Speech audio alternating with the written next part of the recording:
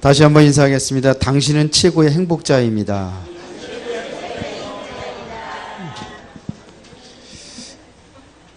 그런데 표정은 아닌 것 같아. 그 이유가 있습니다. 이스라엘 백성들이 가장 중요하게 여겼던 것이 바로 삼절기입니다. 그것이 첫 번째가 뭐냐면 6월절입니다. 6월절이 어떤 날이냐? 애굽의 노예 생활을 했던 그들이 빠져나오는 그날을 기념하는 날이 6월절입니다. 언제 빠져나왔느냐? 이스라엘 백성들이 피 바르는 그날, 문에다가 피 바르는 그날 이들이 빠져나왔습니다. 그래서 6월절이라는 것은 재앙이 넘어갔다, 이런 의미입니다. 애굽의 모든 사람들에겐 재앙이 임했지만 하나님의 백성들이 피 바른 그 문에는 재앙이 다 넘어갔습니다. 그 다음에 이제 이스라엘 백성들이 출애굽을 해서 이제는 광야로 나와서 50일 만에 곡식을 거뒀습니다. 그것을 맥추절이다, 이렇게 얘기합니다.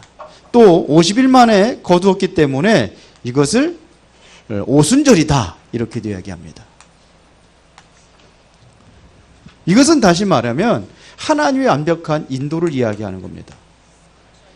오순절. 자, 그 다음에 세 번째 절기가 어떤 절기입니까? 바로 수장절입니다. 다 죽는다고 했는데 승리해서 곡식을 거두어서 창고에 들였다, 이런 얘기입니다. 이거를 오늘 우리의 이야기를 하면은 추수감사절입니다. 그런데 이스라엘 백성들이 이 언약을 가졌는데도 불구하고 이것을 중요한 세 가지를 제대로 활용하지 못해서 자꾸 실패하고 어려움이 옵니다. 어느 정도 왔냐면요, 세계에서 가장 힘들고 어려움을 당했던 백성들이 바로 이스라엘 백성들입니다. 왜 그랬을까요? 우리 자녀들이 조금만 사고가 나도 힘들어 하잖아요. 조금만 아파도 힘들어 하잖아요.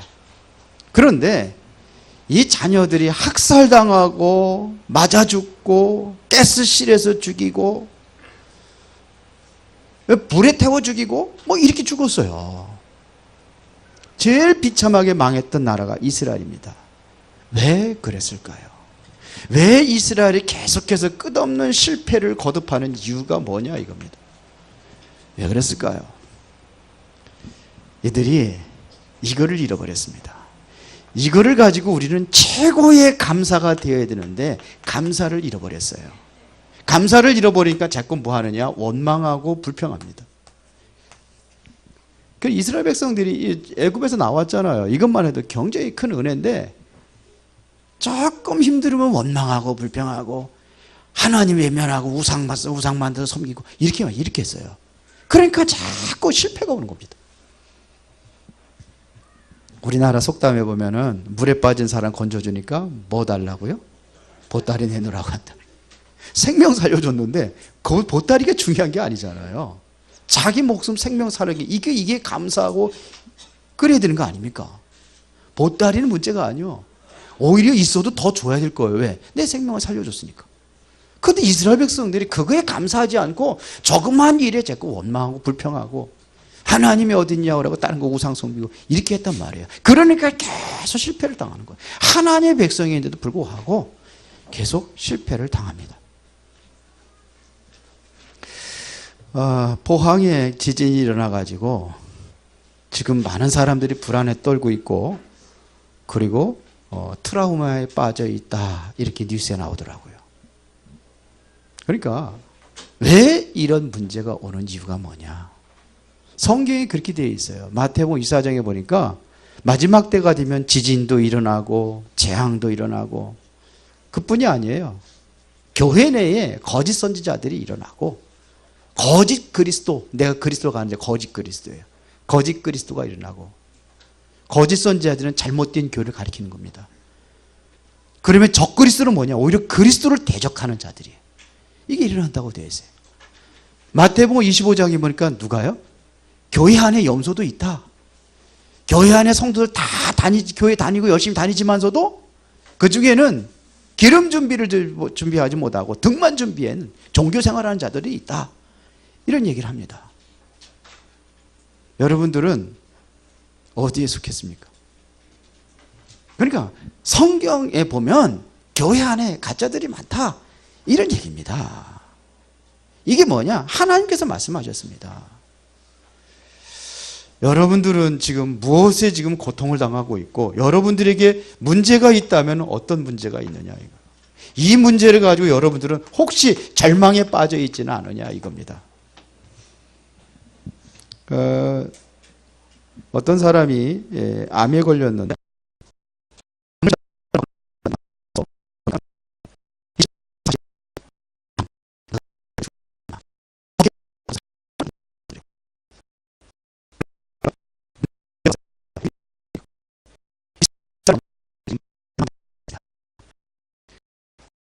멸망당한 상태를 오늘 성경에서 이야기하고 있는 겁니다. 영적인 상태가 완전히 마른 뼈들처럼 그렇게 되어버렸다는 얘기입니다. 그러면 이렇게 절망 가운데 있다고 한다면 대부분의 사람들이 포기하고 다른 것을 선택을 하려고 그래요. 내가 이런 절망이 오고 위기가 오면은 이거 포기하고 다른 거 선택을 해요. 교회 다니다가 힘들고 어려우면은 교회 다녀서 그렇다네. 그래서 교회 안 다닌대요. 하나님이 살아계신데 왜 나에게 이런 문제가 오느냐? 이렇게 얘기합니다. 하나님의 백성, 이스라엘 백성들에게 문제가 왔어요. 지금 어떻게 됐느냐? 바벨론에 완전히 포로로 다 끌려갔습니다. 다 멸망당했습니다. 이거를 이야기하는 겁니다. 우리가 참 감사가 회복될 수 있어야 돼요. 오늘 진정한 감사가 회복되기를 바랍니다.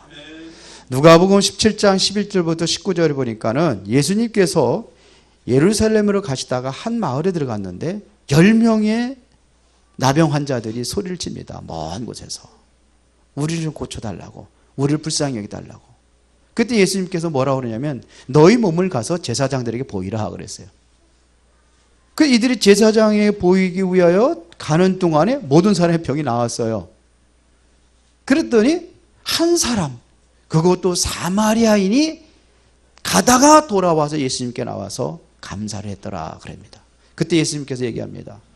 9은 어디 갔느냐? 다 치료받았는데 9은 어디 갔느냐? 감사하는 자가 이 이방인 한 사람뿐이냐? 이렇게 얘기를 해요. 진정한 감사가 회복이 되어야 될 줄 믿습니다. 여러분들이 절망 상태가 이게 절망 상태라고 여기면은 감사가 안 나오겠죠. 그러나 이것을 절망을 뭐로 만들어라? 기회로 만들어라. 내가 이런 절망이 있다고 하는데 여러분들이 하나님의 백성이 맞다고 한다면은 여러분들이 하나님께 구원하시고 여러분들이 분명히 지금도 인도하고 있다고 한다면은 그것은 절망이 아닙니다. 뭐라고요? 기회입니다. 왜요? 하나님은 여러분들에게 미래까지 완전히 보장해 두었습니다. 그게 뭐예요? 수장절입니다. 아시겠어요? 여러분들의 영혼은 분명히 보장이 되어 있습니다. 죽으면 어때? 죽으면 천국 가는데 뭐 보장이 되어 있잖아요. 뭘 근심하고 뭐가 이렇게 힘들고 어렵습니까? 그러면 기회를 삼으시기 바랍니다.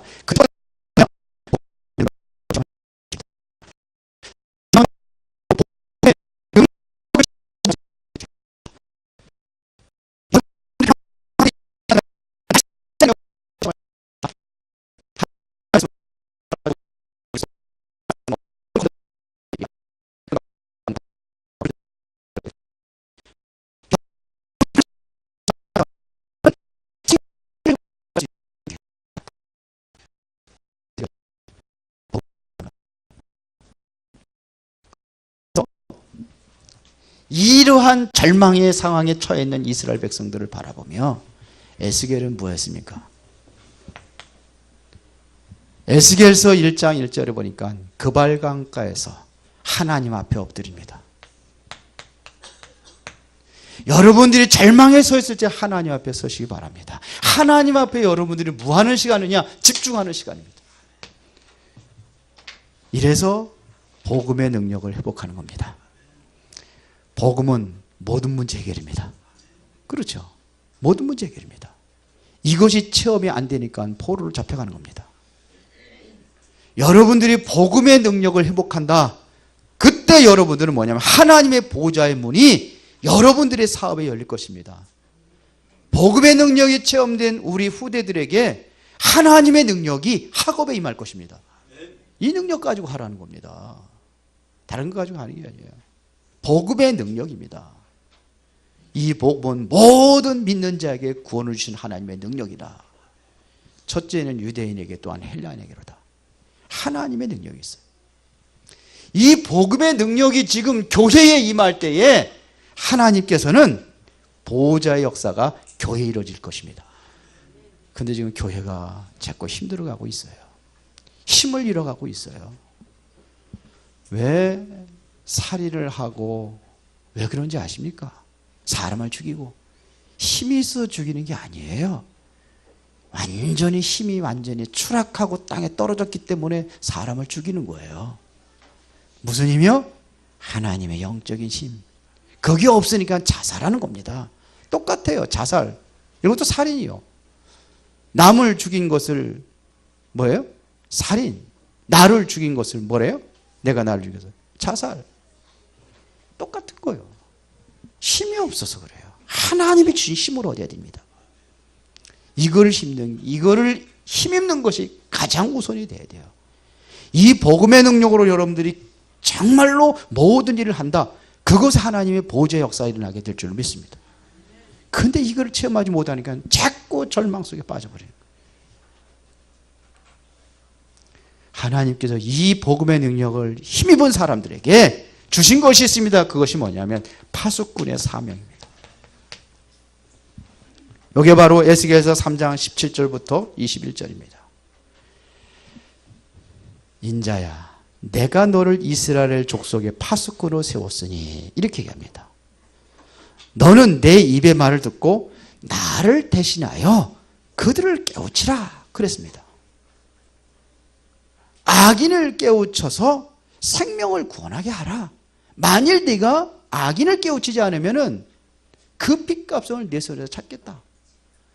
네가 악인에게 깨우쳤는데 그가 듣지 않을 때에는 자기 죄 때문에 망할 거지만 내가 그거를 전하지 않고 깨우치지 않으면 그 핏값을 누구예요? 전하지 않은 나에게 찾겠다. 마찬가지입니다. 의인에게도요. 의인이 그의 공로에서 돌이켜 악을 행할 때에 그들에게 이거를 깨우쳐라. 이게 우리의 주어진 파수꾼이에요. 파수꾼으로 우리를 세웠다. 성경은 이렇게 얘기합니다. 그렇죠. 복음의 능력이 없기 때문에 이거를 감당하지 못하는 거예요. 옆에 있는 사람이 지금 하나님을 알지 못하고 우상에 빠져가지고 그렇게 멸망 가운데 빠져 들어가고 있는데 이 능력이 없으니까는 그거 하나 증거하지 못하는 겁니다. 그래서 뭐 하라고요? 하나님 앞에 집중하면서 뭐부터 얻어라? 힘을 얻어라. 이게 돼야 되는 거예요. 어저께 제주도에 가셨던 유 목사님이 이런 얘기 하시더라고요. 산업인들 좀 모이게 좀 해달라는 거예요. 그랬더니 안 될 거다. 왜 안 모이냐? 안 모이는 게 아니고 힘이 없어서 못 모이는 것이다. 맞아요. 우리도 보면 여기 수원에 산업인들 안 모여가지고 그 몇 사람 모여가지고 하는데 이제 안타깝다는 거죠. 목사님들이 좀 하게 해야 되는데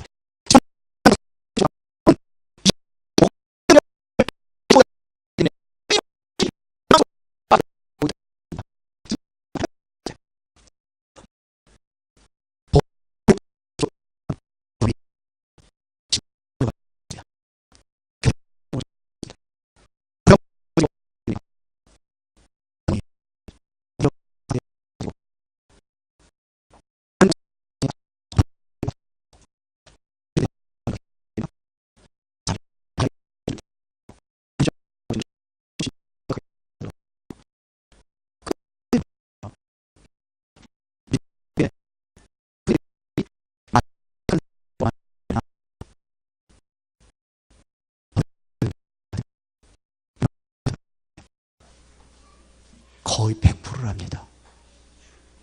그렇게 지금 무너져 가고 있어요. 근데 몰라요. 미국 왜 괜찮은데? 일본 뭐 잘 사는데? 정신병 환자가 한 집에 두 사람 꼴이 있대잖아요. 근데 이게 안 보이는 거예요. 뭐만 보이느냐? 겉만 보이는 거예요. 속은 안 보이는 거예요. 지금 돈 많은 사람들, 성공한 사람들, 겉보면 화려해 보이고 대단해 보이잖아요. 아니요. 나만 장군이 계급장 탁 달고 아랍나라의 국방장관 아닙니까? 지붕 하나 탁 들고 멋있게 하고선 여기다 휘장 탁 달고 이러는 게 멋있어 보이죠? 옷을 벗으면 다 문둥병으로 완전히 썩어져 가고 있습니다. 지금 그런 상태입니다. 복음의 능력을 회복하라. 여러분들이 힘들고 어려움이 있다. 복음의 능력을 회복할 수 있는 기회입니다. 두 번째는 뭐냐면 말씀의 능력을 체험할 기회입니다. 말씀에는 능력이 있습니다. 오늘 본문에서 1절부터 3절에 보니까 하나님께서 에스겔을 데리고 지금 골짜기를 데려갔는데 그 골짜기에는 뼈들이 완전히 우글거립니다.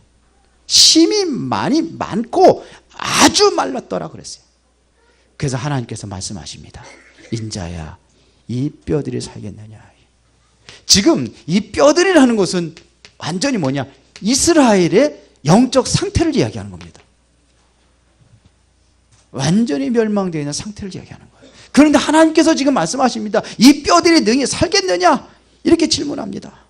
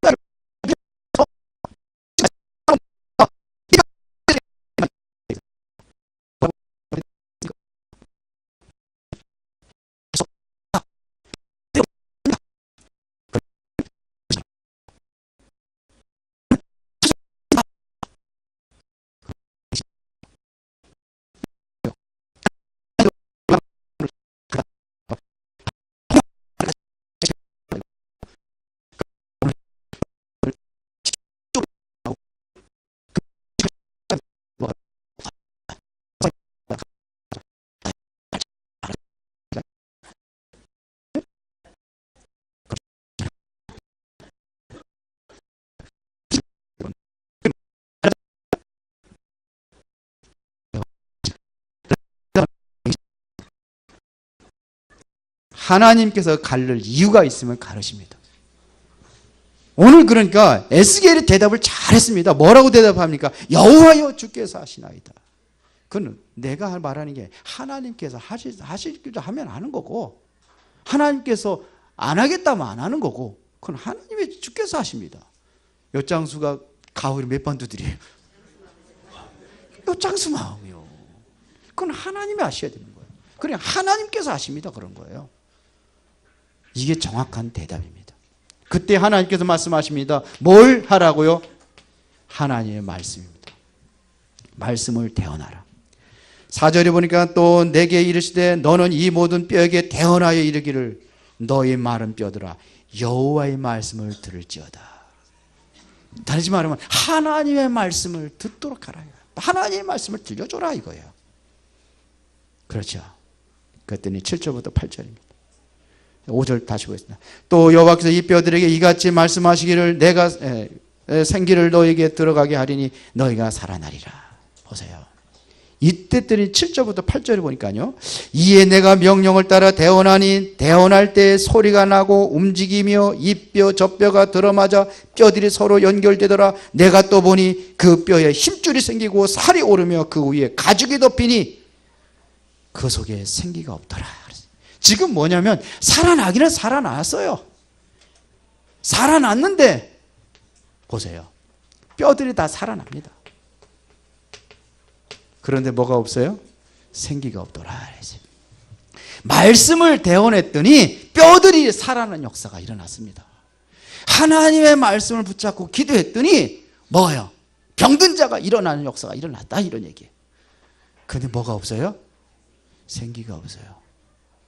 그래서 고침받았는데, 하나님의 은혜로 고침받았는데 왜 떠나느냐? 능력이 없어요. 생기가 없어요. 그러니까 그런 거예요. 영적인 생기가 없어요. 그러니까 그러는 거예요. 하나님께서 아담과 하와를 흙으로 만드셨습니다. 아담을 흙으로 만들었어요. 하와는 뭐 갈빗대로 빼서 만들었지만 흙으로 만드시고 뭐라고 합니까? 그 코에 생기를 불어넣으니 생명이 되지라. 흙으로 사람 만들어 움직이는 해. 근데 생기가 없어요. 그래서 뭘 넣어놔라? 생기를. 자, 그래서 보세요. 생기를 회복할 수 있는 기회다. 다시 말하면 뭐냐? 이것은 성령의 역사를 이야기하는 겁니다. 여러분들이 힘든 그러한 절망 가운데 빠졌다 할지라도 여러분들에게 정말 복음의 능력을 회복하고 정말 하나님의 말씀의 능력을 회복하면 그때 뭐 이루어지는 것이 뭐냐? 성령의 역사가 일어나는 것입니다. 언제요? 이 말씀 운동이 지속이 될 때입니다. 사도행전 19장 8절부터 20절에 보니까는 보세요. 석 달 동안 어디에? 회당에 들어가서 바울이 말씀을 전합니다. 그런데 거기서 핍박이 일어납니다.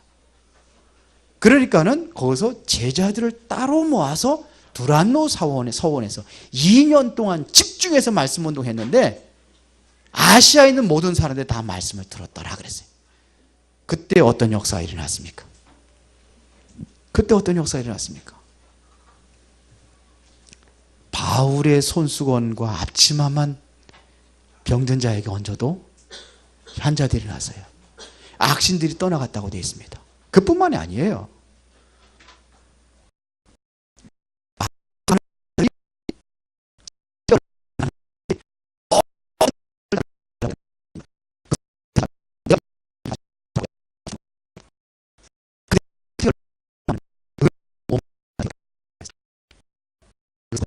아니잖아요.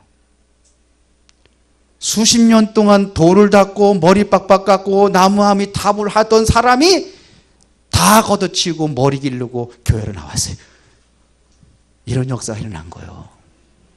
이게 뭐냐면 2년 동안 말씀 운동을 지속을 할 때 일어난 역사입니다. 9절부터 10절에 보니까 또 이 말씀을 대언하 보세요. 또 내가 이르시되 인자야 너는 생기를 향하여 대언하라. 생기에게 대언하여 이르기를 주 여호와께서 이같이 말씀하시기를 생기야 사방에서부터 모아서 이 죽음을 당한 자에게 붙어서 살아나게 하라. 그랬습니다. 말씀을 대언하니까 어디부터요? 생기가 어디부터 모였습니까? 사방에서부터 모였다 그랬어요. 사방에서부터 모였습니다. 하나님의 성령께서는 눈에 안 보이게 모든 곳을 지배하고 있다는 겁니다. 이 힘이 모인 겁니다. 사방에서. 그랬더니 뭐가 일어나요? 생기가 일어났습니다. 세상을 살리고 나의 절망을 완전히 바꿀 수 있는 길은 뭐냐? 오직 성령의 역사로만이 가능하다 이겁니다. 그래서 사도행전 1장 8절에 오직 성령이 너희에게 임하시면 너희가 권능을 받고 예루살렘과 온 유대와 사마리아 땅끝까지 내 증인이 되리라 그랬습니다. 성령의 역사로만이 절망에 빠진 이 세상을 살릴 수가 있습니다. 대통령이 살리는 게 아닙니다. 정치인들이 살리는 게 아닙니다. 성령의 역사가 일어나야 살리게 될 줄로 믿습니다.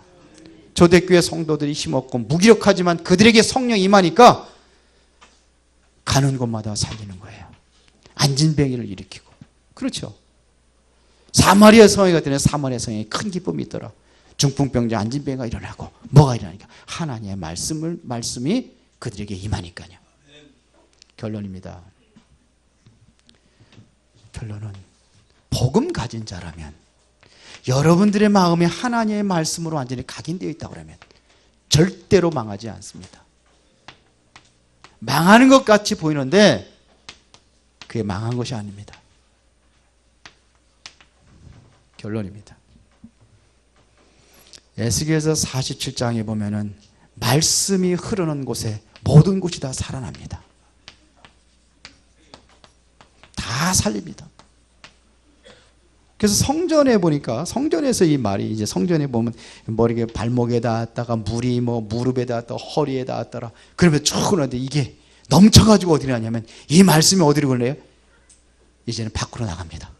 무틈으로 흘러나가는데 이 말씀이 흐르는 곳에 뭐가 일어나요?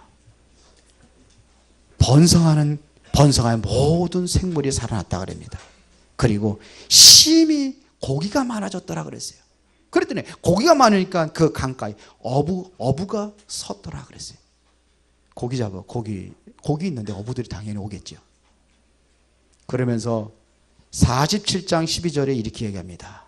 열매가 끊이지 않고 달마다 새 열매를 맺으리니 그 물이 성소를 향하여 나옴이라. 그 열매는 먹을 만하고 그 잎사귀는 약 재료가 되느니라. 성소에서 나온 성소에서 나온 이 말씀을 이야기하는 겁니다.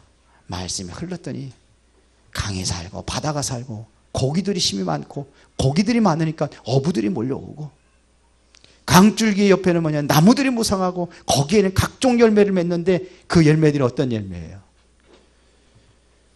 새 열매라 그랬습니다. 그러니까 새로운 열매가 맺히는 거예요. 달마다 열매가 맺히는 거예요. 다른 열매가.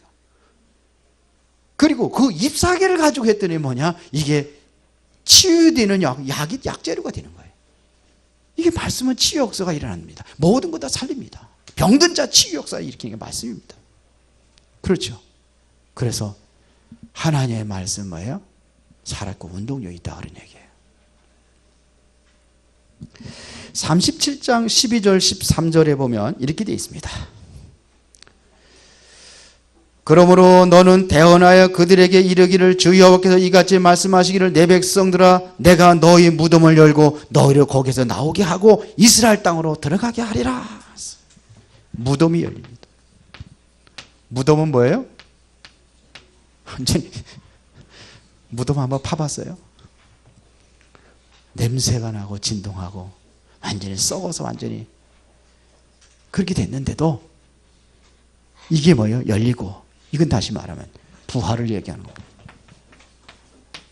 다시 살아나는 역사를 일으키는 겁니다. 그렇죠. 14절에 보니까 내가 또 내 영을 너희 속에 두어 너희가 살아나게 하고 내가 또 너희를 너희 고국 땅에 두리니 나 여호와가 이 일을 말하고 이룬 줄을 너희가 알리라. 여호와의 말씀이니라. 내 신을 너희 속에 두어. 하나님의 신이 이것은 말은 뭐냐면 여러분들 안에 성령이 임한다 이겁니다. 성령에서 일어나는 거예요. 하나님의 성령이 너희 안에 거하시는 걸 알지 못하느냐. 하나님의 성령이 우리 안에 있단 말입니다. 그러면 문제될 거 있어요 없어요? 그건 절망입니까? 기회입니까? 그렇게 믿습니까? 그럼 절망하지 마세요. 이게 하나님 말씀이에요. 모두가 다 승리하시고 에스겔이 체험했던 복음의 능력, 말씀의 능력, 생기를 회복할 수 있는 그 능력을 여러분들이 진정으로 체험하고 누리기를 예수의 이름으로 축원합니다. 살아계신 아버지 하나님 감사합니다. 주께서 우리와 함께 하심을 믿습니다. 말씀을 놓치지 않게 하시고 말씀의 흐름 속에 있게 하여 주시고 그 안에서 참된 복음의 능력, 말씀의 능력, 생기의 능력, 성령의 능력을 우리가 체험하고 누리고 그 안에서 승리하여 살리는 자로 쓰임받게 하옵소서.